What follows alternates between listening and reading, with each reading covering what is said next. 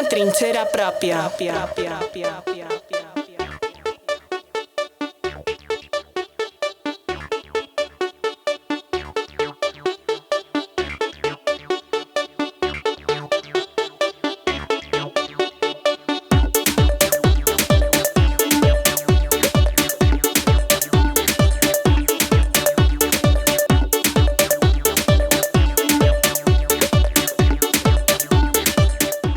Benvingudes una vegada més a Una trinxera pròpia, un podcast sobre periodisme, feminismes i internacionalismes. Nosaltres som l'Anna Enric i l'Andrés Arnal. Som membres de Yamaya Revista. Ens repetim com un lloro, Anna, però per si hi ha alguna persona que encara no ens ha escoltat o que és el primer cop que ens escolta i encara no ens coneix, doncs deixeu-me només recordar-vos que Yamaya és un mitjà centrat en explicar les migracions i les vulneracions de drets humans amb una perspectiva de gènere. Ho fem des del periodisme i aquest és el nostre primer podcast, però també treballem en altres formats audiovisuals i escrits. Si ens busqueu a les xarxes socials o a la pàgina web, que és www.yamayarevista.com, hi trobareu tota la feina que anem fent.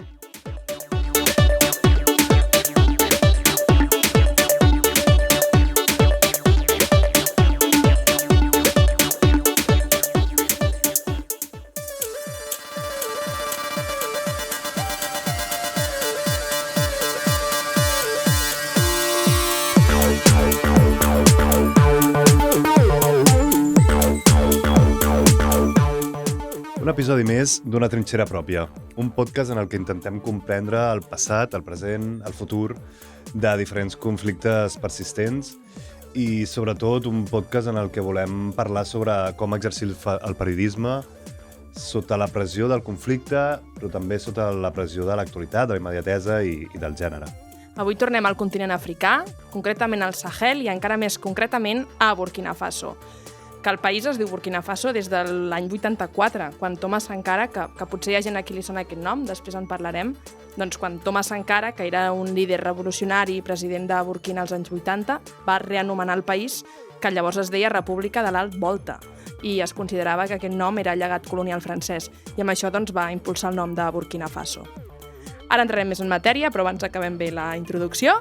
Aquesta és la quarta trinxera, comencem!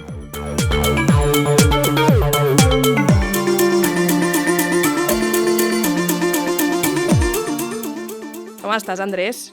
Pregunta de rigor, eh? Bé, estic molt bé. I tu, què tal? Com vas? Bé, també, amb ganes. Més que de parlar, d'escoltar la convidada d'avui, que és l'Èlia Borràs, que ja fa uns quants anys que viu a Ouagadougou, la capital de Burkina Faso, i és que vam compartir algunes classes a la uni, així que la veritat és que fa il·lusió. Aquest podcast, com sabeu, va néixer amb la idea d'explicar els conflictes des de les mirades i des de les narratives de les periodistes locals, i si heu anat escoltant els altres capítols veureu que és una cosa que hem anat fent, però malauradament la realitat i la persecució que pateixen els periodistes i les periodistes al país del que parlem avui, a Burkina Faso, és bastant crua i, per tant, per seguretat, tot i que hem parlat amb algunes d'aquestes periodistes, malauradament avui no podran participar activament al capítol. Però tot i això, com deia ara l'Anna, sí que parlarem amb la periodista Èlia Borràs, que ella és catalana, i des del 2022 està al país i ens pot explicar de primera mà què s'hi cou i què és el que està succeint. Però primer de tot, com sempre, una mica de context. Burkina Faso és un país ubicat al cor de l'Àfrica Occidental i que no té accés al mar. Limita amb diferents països, per una banda amb Mali, amb Níger, amb Benín, amb Togo, amb Ghana i amb Costa d'Ivori. I el seu nom, així a tall de curiositat per si us interessa, vol dir Pàtria dels homes íntegres. Té una població aproximada d'uns 23 milions d'habitants i tot i que el 40% dels quals, aproximadament, són del grup ètnic Mossi, hi ha més de 60 grups ètnics al país, com a mínim reconeguts. Cadascun d'ells té el seu propi idioma, les seves pròpies pràctiques culturals. Tot i això, l'idioma oficial del país és el francès, un llegat més de la colonització. Per més cinèfils, dir-vos que un dels trets culturals burkinesos més destacats és que el país s'hi celebra cada 2 anys el Festival Panafricà de Cinema i Televisió de Ouagadougou, que és el festival de cinema més important del continent africà. Aquest va començar l'any 69 i la seva missió principal és fomentar l'intercanvi professional de persones relacionades amb el món del cinema i sobretot donar visibilitat internacional a les produccions africanes. I a banda de tot això, Doncs a Burkina Faso també hi destaca una escena musical molt viva i especialment en gèneres com l'afrobeat i la música mandinga. Dodo, yeah, Dodo, Dodo, Miss Tania, on fera des sous à gogo, on démarre le game on démarre le game on on fera des sous à gogo. Aquesta cançó es diu Dodo i és de Miss Tania, una de les artistes més reconegudes d'afrobeat del país. De fet, l'any 22 es va convertir en la primera artista femenina a omplir l'estadi municipal de Ouagadougou, un estadi que té una capacitat de més de 25.000 persones. Pas ton mandat, faut pas me déranger. Agent de manger, là tu m'as donné. T'as pas dit que tu n'es pas mon bébé. Là est-ce que moi je suis ta mémé? Y'a quoi même? Oh, so lady, let's go. El context actual de Burkina Faso el marca una espiral de violència amb més de 2 milions de persones desplaçades i una crisi humanitària vigent. Per parlar de l'actualitat hem de tirar 10 anys enrere perquè el 2015 va ser un any clau per la història recent del país, però per entendre com es va arribar fins a aquell moment, fins al 2015, tirarem una mica més enrere encara per fer una pinzellada del camí fins llavors i fins avui. Primer, el 1960, Burkina Faso es va independitzar de França, el seu país colonitzador, i amb això hi va haver un període d'inestabilitat política i social, primer amb Maurice Yameogo al capdavant, el primer president del país després de la independència, i 6 anys després, l'any 66, es va produir un cop d'estat per part d'un tinent coronel que va derrocar el primer president i que va marcar l'inici de diversos canvis de governs i cops d'estat al llarg de les següents dècades.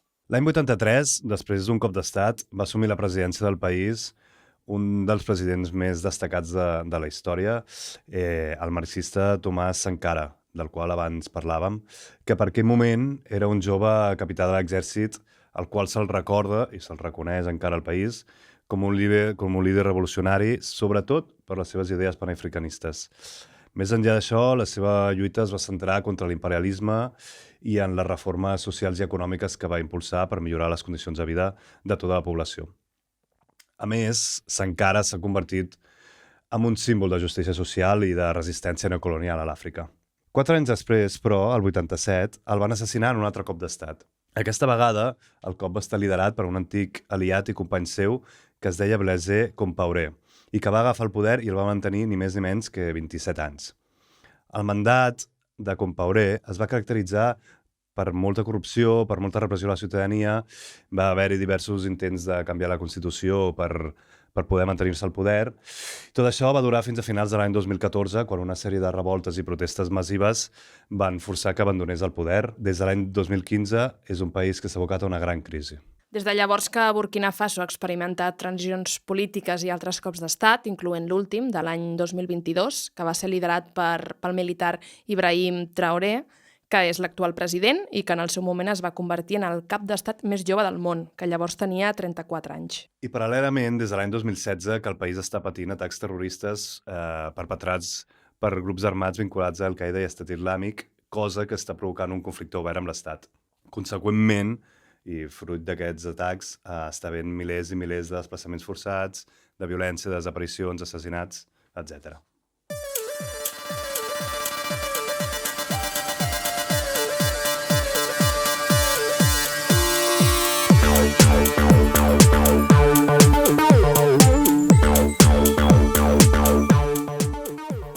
Com dèiem al principi, per parlar de tot plegat i començar a aprofundir més en la matèria, avui ens acompanya l'Èlia Borràs. Ella és periodista i està establerta a la capital de Burkina Faso des de fa gairebé 4 anys.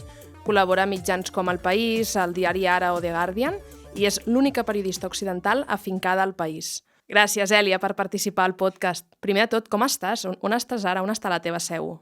Doncs ara mateix estic a Ouagadougou, que és la capital de Burkina Faso, i estic a casa meva, que és el meu despatx, i és des d'on escric i on treballo. Per què hem de parlar de Burkina Faso i del Sahel? Perquè hem de parlar, o sigui, tampoc crec que sigui una obligació, però crec que, o sigui, s'ha de parlar perquè com s'ha de parlar de tants llocs del món, no?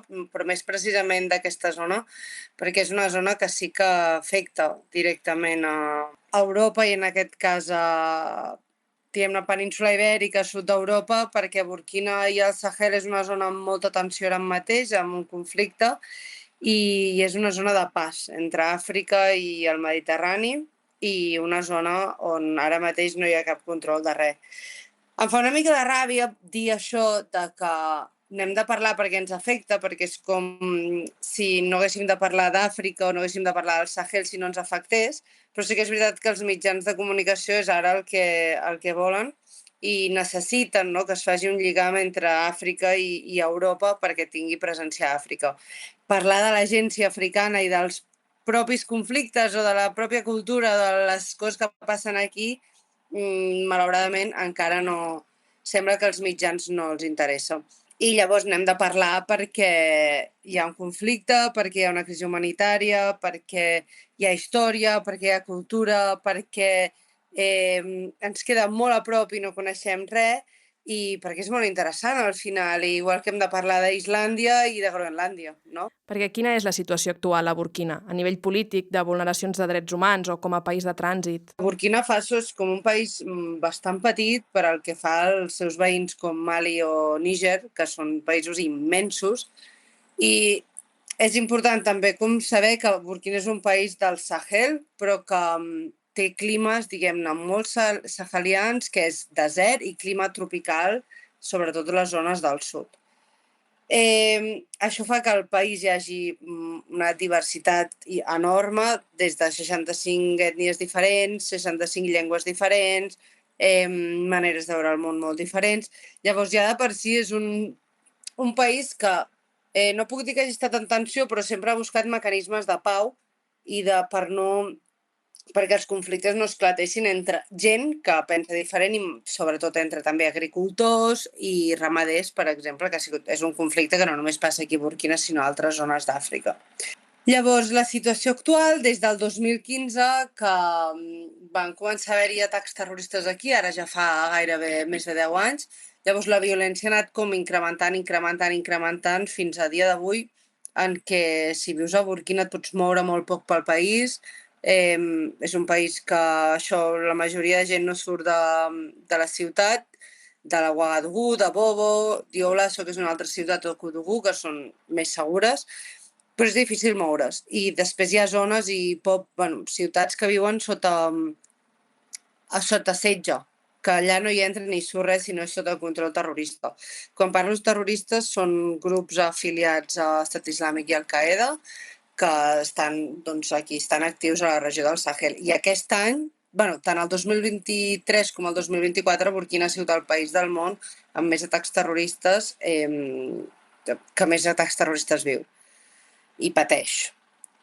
Llavors hi ha, per una banda, la situació de seguretat, que és aquesta, que és molt complicada i, a més, el govern actual ha passat a l'ofensiva i estan havent-hi moltes morts civils. Com a periodista, per exemple, no pots anar allà. Llavors, no se sap ben bé el que està passant sobre terreny, però sí que se sap que estan havent-hi moltes morts. I això es veu en gràfiques i en dades, que em sembla que l'any passat hi va haver-hi 6.000 morts per terrorisme i aquest any encara no hem arribat a mitjans d'any. Dius que no hi ha accés a la premsa a altres zones que no siguin la capital o ciutats grans, però tampoc quan hi ha atemptats o situacions de violència? No, és impossible. No. La premsa no pot accedir a cap... O sigui, la premsa ara mateix aquí està ultra restringida. I jo ara diré una cosa que poder si la digués aquí em farien fora o el que està passant és que molts periodistes que són crítics amb el règim actual, fins i tot la paraula règim aquí no es pot fer servir, s'ha de dir govern o president, no podem dir juntes militars des de dintre del país, t'envien, o sigui, et segresten. El que està passant és que van a casa de periodistes o gent que és crítica, la segresten i l'envien al front, o les desapareixen, i conec gent que fa més d'un any que està desapareguda i no se sap si la persona està viva o morta. Per donar-te un exemple, fa un mes van organitzar una assemblea, un grup de periodistes de Burkina, i I res, per criticar, per dir que aquí no s'estava podent treballar com a periodistes, no es tenia accés a la informació, es restringien els moviments, s'amenaçava s'amenaça, no?, si es critica el règim, i l'endemà un cotxe amb amb persones del govern van anar a buscar 2 periodistes que havien participat d'aquesta assemblea i també se'n van emportar el periodista que havia cobert l'assemblea i que l'havia passat. Havia fet un reportatge, com qualsevol periodista que fa un reportatge. Llavors, la situació del país és molt crítica en molts sentits i a nivell de drets, en aquest, vull dir, drets d'expressió, llibertat de premsa, això podem dir que és gairebé nul, tot i que hi ha periodistes que intenten seguir-ho fent. I aquesta persecució també es trasllada a altres àmbits? El president és un capità de l'exèrcit que va arribar al poder el 2022 quan va fer un cop d'estat. Ara s'ha fet molt famós, diguem-ne, està sent com el gran líder revolucionari africà, com si fos la reencarnació de Thomas Sankara.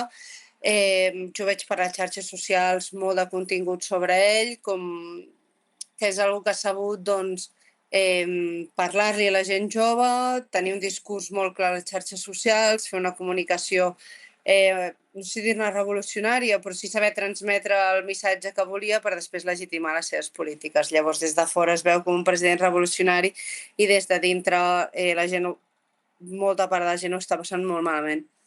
Perquè els drets, sobretot les llibertats, s'estan estroncant per tots costats, des de que a l'escola t'has de rapar el cabell, nens i nenes, les nenes no poden portar metges, no poden portar com a les típiques perles, li diuen que són com unes boles de colors, han d'anar només amb trenes, des de que si et portes malament t'envien a treballar de gratis a qualsevol lloc de la ciutat a arreglar un carrer.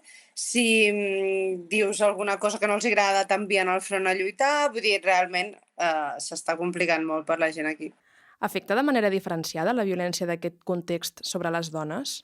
Al país hi ha 2 milions de desplaçats interns, i no hauria de dir desplaçats, són desplaçades, la majoria són dones i nens i nenes, perquè els homes, com en altres conflictes, no, acaben participant del conflicte d'una manera o una altra. Llavors, qui marxa són les dones, qui durant el camí pateixen la violència són les dones. L'únic que no és només a la guerra, no, que hi ha violència, també és en la vida quotidiana, en les famílies, en l'espai públic, que és una mica a part tot. Tot i que sí que un dia hi vaig fer una entrevista i sí que tenen un paper molt important en la pau, en la construcció de pau en aquest país. El que vull dir és que les dones, moltes treballen al carrer, ¿vale? I això fa que elles estiguin tota l'estona veient el que està passant. Llavors, elles veuen si un terrorista entra en una ciutat o no. Elles veuen què s'està movent a dintre d'una ciutat. O sigui, elles tenen moltíssima informació. Llavors, la manera en què tracten aquesta informació pot ajudar o no a la construcció de pau al país. En el sentit de que si és una dona que sempre està venent menjar a una persona que treballa amb els grups terroristes, està col·laborant, podríem dir, amb els grups terroristes. O des de l'Estat aquí se l'entén com una col·laboradora. Si aquesta dona diu, a mi em ve una persona a comprar cada dia, parla amb l'exèrcit i li diu, aquesta persona ve cada dia a comprar-me i jo sé que és una persona col·laboradora dels grups terroristes, llavors aquí pot intervenir l'exèrcit. Què està passant? Però que les dones es troben enmig d'aquest foc creuat.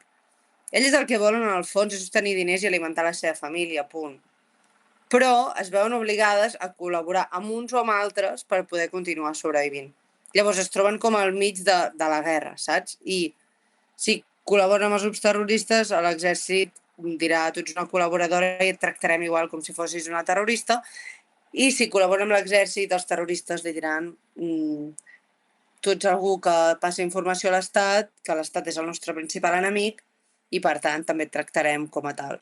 I amb això les dones s'organitzen d'alguna manera? Hi ha aquí les dones, entre elles, o sigui, és una mena de comunitat entre veïnes. Una dona és molt estrany que estigui sola a casa aquí, vull dir que ja de per si la societat és una societat molt comunitària, de per si les dones, i és una societat molt comunitària entre elles, una mena de comerç entre elles, d'ajuda mútua, de suport mutu, jo cuino això, tu cuines allò, les veïnes et porten el que han fet per dinar, les veïnes també cuiden els fills, vull dir, aquestes tasques domèstiques que queden relegades a l'àmbit femení, podem dir que són compartides entre l'àmbit femení i les dones, i organitzades també de que hi ha moltes associacions de dones que s'organitzen per muntar un petit negoci de transformació no ho sé, de xequer, que és una cosa que es menja aquí, una mena de sèmola de mandioca. Després també les dones s'organitzen per tantins, que la tantina és una mena de banc popular, no? Que tothom hi posa, si tothom posés un grup de 30, tothom posa 3 euros i després el que es recull va per una persona i la setmana següent es fa el mateix, es recullen diners i va per una altra. Vull dir que són societats molt comunitàries i això també fa doncs, que les dones entre elles tinguin xarxes molt fortes i es puguin ajudar, es puguin compartir coses, es puguin donar consells i sí, diria que és això. Tornant una mica al tema de mitjans de comunicació, de periodisme, etc., diries que hi ha llibertat de premsa i d'accés a la informació dins de Burkina? De fet, aquí a Burkina hi ha TV5 Monde, la BBC, The Guardian també, RFI, hi ha 7 o 8 mitjans internacionals que estan bloquejats aquí. De fet, jo ara mateix, si vaig a internet i vull entrar a Radio France Internacional a la ràdio, no se m'obrirà. Em sortirà una frase que em dirà el servidor no troba la pàgina web. O sigui, aquí hi ha molta informació a la qual ja la població no pot accedir. Abans s'escoltava molt France 24 i RFI i ara és que no arriba a la línia, o sigui, no ho pots trobar, no pots escoltar aquesta informació. Llavors, han expulsat dues periodistes, una de Le Monde, una de Libération, una altra de Associated Press, una altra que ha marxat perquè no aguantava més la pressió. Bueno, i està havent-hi una guerra de comunicació aquí també, i sobretot amb els mitjans internacionals. I veus diferències de tracte o d'accés a les fonts dels periodistes internacionals respecte dels periodistes locals? Les periodistes locals tenen molta més informació, molts més contactes, i la majoria de periodistes que ara mateix venen poder treballar sense acreditar-se com a periodista treballen en fixers, si no seria absolutament impossible que tinguessin cap tipus d'informació. Ara bé, per tenir informacions relacionades més amb diplomàcia o més amb, sobretot els mitjans francesos, que Burkina Faso és una excolònia francesa, i França fins fa molt poc encara tenia molta presència aquí al país, els mitjans francesos tenien molta informació sobre seguretat, sobre l'exèrcit, sobre... Tipus? Penses en algun moment concret? El juny del 2024 hi va haver-hi un intent de cop d'estat aquí al país i bueno, i clar, tu estàs aquí, tu saps que hi ha alguna cosa que no va bé, surts al carrer, mires, però o sigui, són coses que fins que no peten no són evidents al carrer, vull dir, tu has de començar a parlar, a demanar informació, tot. I jo estava en contacte amb amics meus, periodistes d'aquí, i tothom estava com, sí, està passant alguna cosa, però no sabem què passa. I jo estava igual, i de cop obro Twitter i em trobo que Radio France Internacional havia publicat que hi estava havent un intent de desestabilització i de cop d'estat. Clar, jo vaig dir, però com ho saben? O sigui, no estan aquí. Com tenen aquesta informació, llavors? Clar, doncs tindran els seus informadors, i normalment eren informadors amb molt de poder. O sigui, tu veus l'ambaixada de França aquí a Ouagadougou, està davant de la presidència. Saps? O sigui, i allà on vagis, o sigui, els seus edificis principals estaven al costat dels edificis, diguem-ne, de govern i polítics del país de Burkina. Llavors, bueno, sí, tenien molta informació. Ara ja no estan aquí, suposo que seguiran en contacte amb gent, però és molt difícil ara mateix accedir a informació i sobretot a les autoritats. També perquè els tècnics de comunicació tenen por de qui li passen informació, què diran, o sigui, i no només si vols fer un reportatge polític, també si vols fer un reportatge sobre canvi climàtic, per tenir dades de l'Agència de Meteorologia de Burkina Faso és gairebé impossible. I tu, Eli, ets l'única periodista occidental o internacional que està a la regió? Sí, o sigui, ara mateix abans érem bastants, i ara mateix sóc l'única periodista occidental que està, no sé si a la zona, perquè poder Nigèria, Mali hi ha algú, però Burkina Faso segur. L'únic tema és que els periodistes locals el que fan és enviar-los al front, o els desapareixen. Els internacionals et t'envien una carta i et diuen d'aquí 24 hores has de marxar del país. I això jo ho he vist perquè la meva companya de casa era una periodista i li va passar això. I després tinc un dels meus millors amics d'aquí, vull dir, fa un any que està desaparegut i era un periodista d'un mitjà d'investigació molt, molt potent del país. Llavors jo continuo al país perquè crec que la majoria de les coses que escric és en castellà. Aquí el castellà els és absolutament igual perquè la població llegeix en francès o en altres, francès, anglès, en vídeos, en ràdio, o sigui, com jo no sóc un target que els hi pugui fer mal. I després amb altres mitjans, doncs, bueno, vaig fent com puc. No sé per què, no sé jo què he fet que encara pugui estar aquí, la veritat. Perquè sóc una excepció molt rara. Aquesta impunitat amb la que actua el govern ho fa amb complicitat de quins països?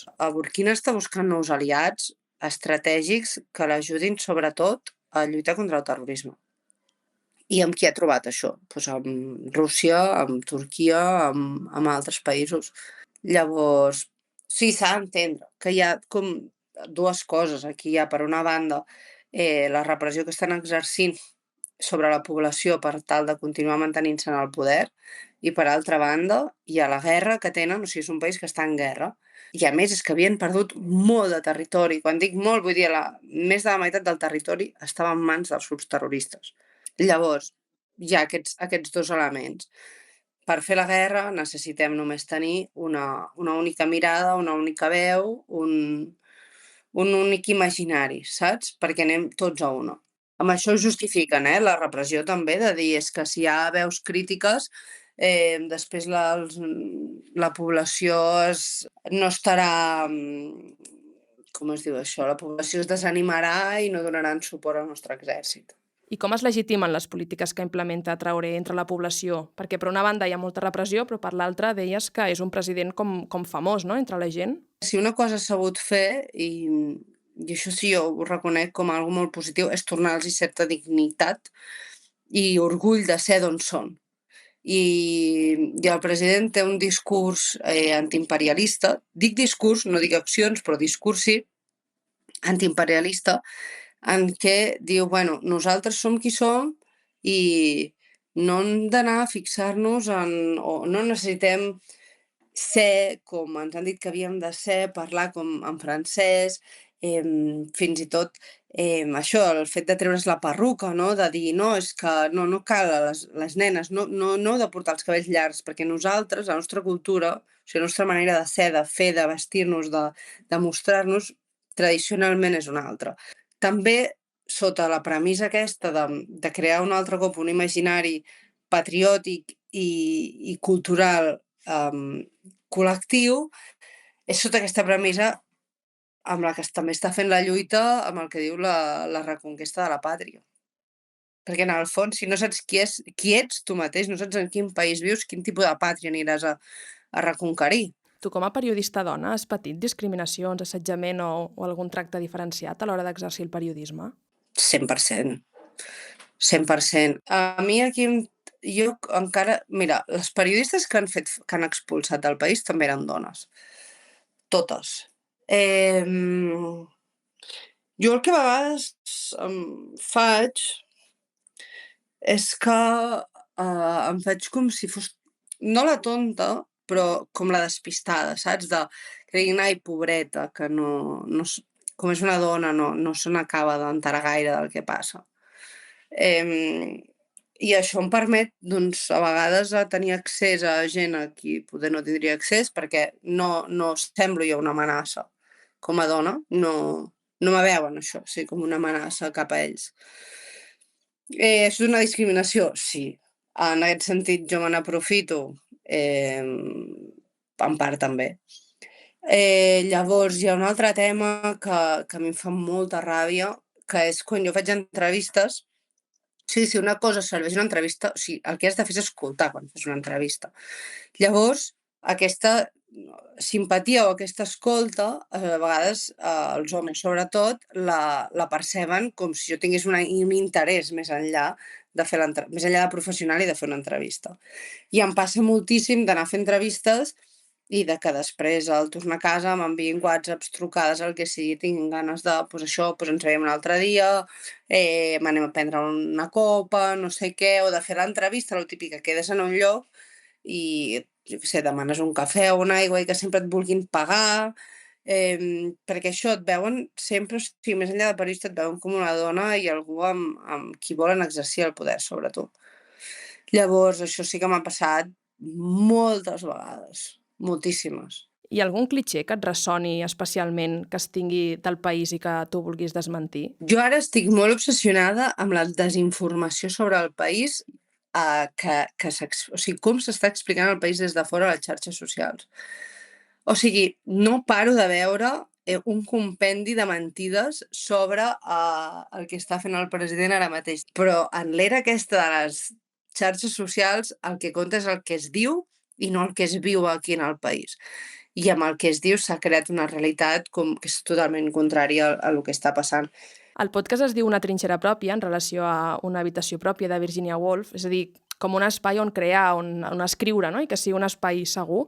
Això relacionant-ho amb el periodisme, quina diries que és la teva trinxera? La meva trinxera és que els temes sobre Àfrica tinguin cabuda als mitjans.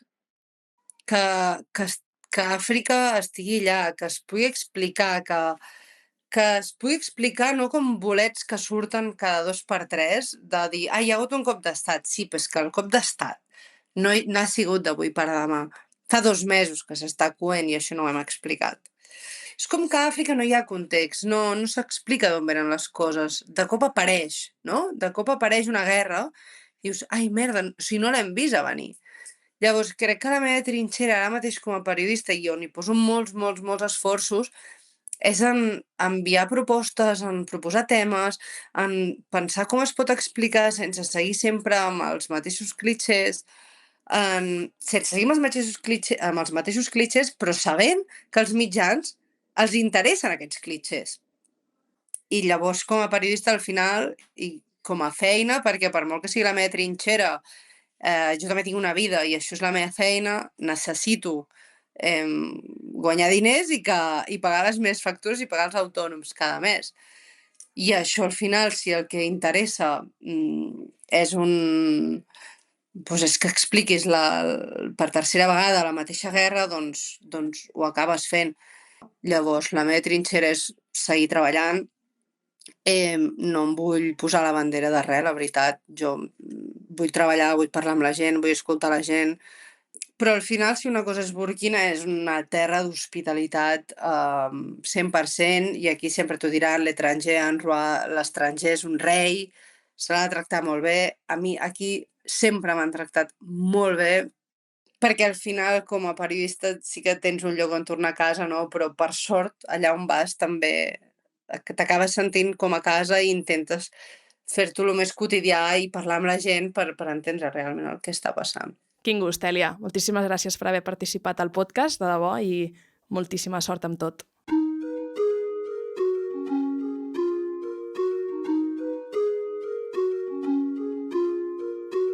Je suis venu chez toi, j'ai fait comme chez moi. T'es bienvenu chez moi, chez moi c'est ton toit. Je suis venu chez toi, j'ai fait comme chez moi. T'es bienvenu chez moi, yeah. Chez moi c'est ton toit. Un jour j'ai quitté mon village, je suis parti sans alibi. J'ai traversé plein de rivages, j'ai vu les ruines de la Libye. On m'a dit aime ton Afrique, si tu t'en vas c'est que te lâches. Dans cette pauvreté démocratique, on ne vit que d'eau et de kalash. Beaucoup de présidents africains ont la double nationalité. Pour un frirangle qui pousse à la main, c'est à Paris qu'ils vont tous se soigner. Ah, je suis venu chez toi, j'ai fait comme chez moi. Bienvenue chez moi, chez moi c'est ton toit. Je suis venu chez toi. I relacionat amb aquesta terra d'hospitalitat que comentava l'Èlia, la cançó que ens recomana es diu justament Bienvenue, benvingut, i és del cantant burkinès Smarty. N'est pas qu'économique. On se fait niquer depuis des années. Je préfère éviter les flics de la France que feinte les balles d'une guérilla. Sans papier, je tente ma chance. J'ai fait le choix de ne pas crever là. Chez moi, ça cultive le cacao sans connaître le goût du chocolat. C'est comme prendre une femme en cadeau sans que son père ne mange la cola. Ah, je suis venu chez toi. Quin gust, com deies, Anna, escoltar l'Èlia. Bé, seguim. Per acabar de redonir el context, algunes dades i alguns apunts més sobre l'impacte de tot plegat en l'actualitat. 10 anys després de l'inici d'aquest punt d'inflexió que parlàvem abans, de l'any 2015, Burkina Faso afronta desafiaments molt grans. I és que a mesura que el conflicte s'endureix, també ho fan les necessitats humanitàries de la població. Segons dades de l'Oficina de les Nacions Unides per la Coordinació d'Assumptes Humanitaris, es calcula que aproximadament uns 2,7 milions de persones pateixen inseguretat alimentària greu a tot el país. I a part d'això, dels 23 i pico milions de ciutadans, gairebé 6 milions requereixen a dia d'avui ajuda humanitària. I com dèiem abans, hi ha més de 2 milions de persones desplaçades forçosament, el que equival gairebé al 10% del total de la població. Davant d'això, un dels principals reptes de les operacions humanitàries és l'accés a zones que viuen bloquejades com a resultat del conflicte i que bloquegen milers i milers de persones que queden aïllades de tot, ja que els grups jihadistes han aplicat el bloqueig de carreteres, que no permet que hi arribin camions amb menjar, amb medicaments o amb gasolina, per exemple. L'Índex Global de Terrorisme, una investigació anual que fa l'Institut per l'Economia i la Pau, en el seu informe més recent, publicat ara l'any 2024, afirma que el 51% del total de morts relacionades amb terrorisme es va produir al Sahel. Aclarim que aquest informe, aquesta organització, defineix com a terrorisme, i llegeixo textualment, l'amenaça o ús de la força il·legal i la violència per part d'un actor no estatal per aconseguir un objectiu a través de la por, la coacció o la intimidació. I una altra de les coses que assenyala l'informe és que el Sahel s'ha convertit també en una ruta clau pels narcotraficants que porten cocaïna des de Llatinoamèrica a Europa. I concretament, diu l'informe, que el narcotràfic representa una de les activitats il·lícites més lucratives vinculades al terrorisme al Sahel. I a banda de tot això, pel que fa a la violència del govern de Traoré, la ONG Amnistia Internacional publica que el 2024 es van detenir arbitràriament a persones acusades de conspirar contra l'Estat i que activistes, periodistes i magistrats van ser víctimes de desaparició forçada.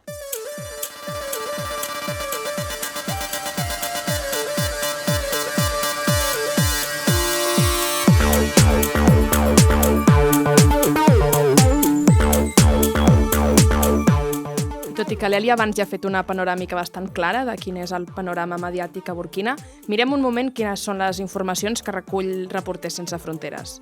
D'entrada, una de les primeres coses que recullen és que al país hi ha una cultura periodística d'investigació històricament molt arrelada, tot i que actualment es vegi molt deteriorada pel context polític i de seguretat.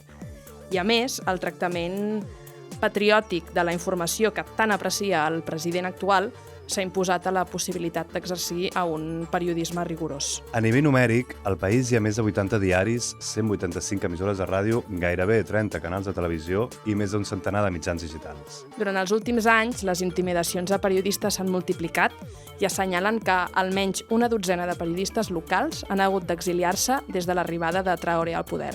I gairebé acabem, però abans volem posar una altra cançó, una cançó que també ens ha recomanat l'Èlia i que és un pèl diferent perquè és l'himne de Burkina Faso i diu que l'emociona. L'himne es coneix per títol com Una sola nit i és l'himne oficial del país des de l'any 84, des de la presidència del revolucionari Thomas Sankara, i que, de fet, el mateix Sankara és qui va escriure la lletra d'aquesta cançó.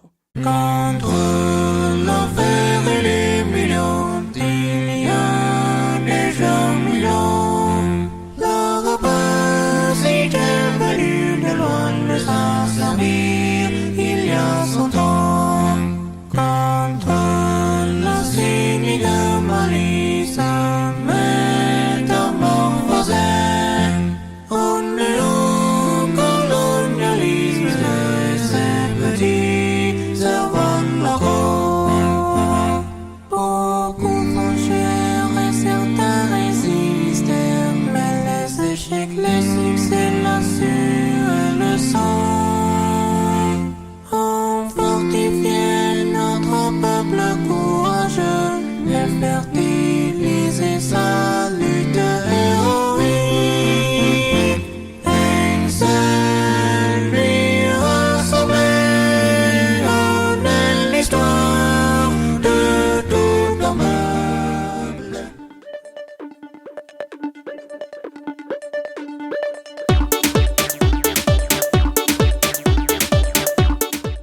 I fins aquí el quart programa. Esperem que us estiguin agradant aquests viatges de trinxera i us sentim en el proper capítol. Això és Una trinxera pròpia, un podcast de Yemaya Revista amb el suport de l'Institut Català Internacional per la Pau i la col·laboració de Sonic Arts. Fins la propera! Salut!